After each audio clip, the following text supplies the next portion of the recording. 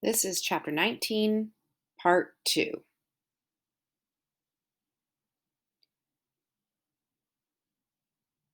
The race was an all day event. Mary Jackson could almost see the air moving around the cars just as clearly as if she were analyzing data from a wind tunnel.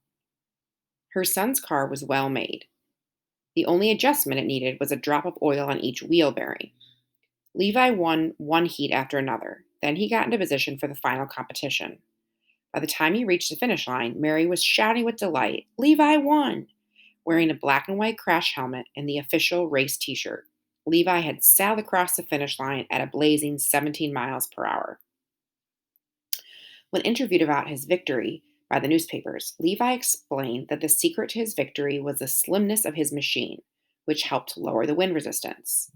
Levi won a gold trophy, a new bicycle, and a spot at the National All American Soapbox Derby in Akron, Ohio. There would face There he would face off against drivers from around the country in front of 75,000 fans on a track where speeds could exceed 30 miles per hour. Levi Jackson was the first colored boy in history to win the Hampton Roads area's soapbox derby. From the moment he won, donations started rolling in from Black community service organizations and social clubs, Black owned businesses, and Black churches, all eager to support Levi's big trip to Akron. The African American community shared Levi's victory. If a black good kid could take home the Soapbox Derby trophy, what else might be possible? Achievement through hard work, social progress through science, that's what Mary believed in. When Levi took the first place trophy, she was bursting with pride. When a reporter for the Norfolk Journal and Guide asked Levi what he wanted to do when he grew up, he said, "I want to be an engineer like my mother." Being a the first black person to have achieved a particular goal, was a powerful symbol. Mary Jackson knew just as well as anyone. She embraced her son's achievement with delight, but she also knew that the best thing about breaking a barrier was that it would never have to be broken again.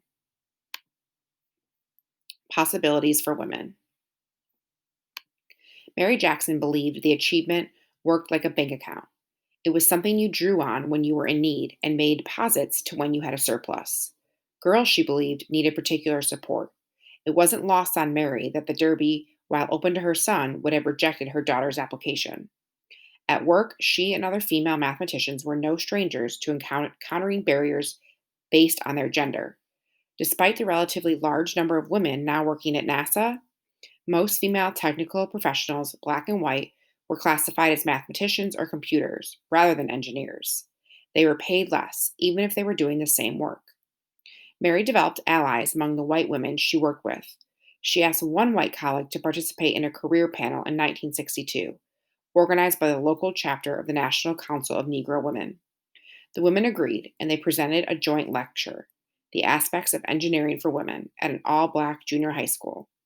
Their appearance on the stage together made a powerful statement about the possibilities of the engineering field for black girls. Mary was black, and her colleague, Emma Jean, was white. Mary was short, and Emma Jean was tall.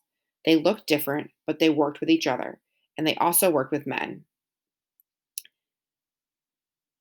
Mary had earned her engineering title through hard work, talent, and drive, but she knew she owed a debt of gratitude to those women who had led the way. Each woman who had come before had cracked the hole in the wall a little wider, allowing the next talent to come through.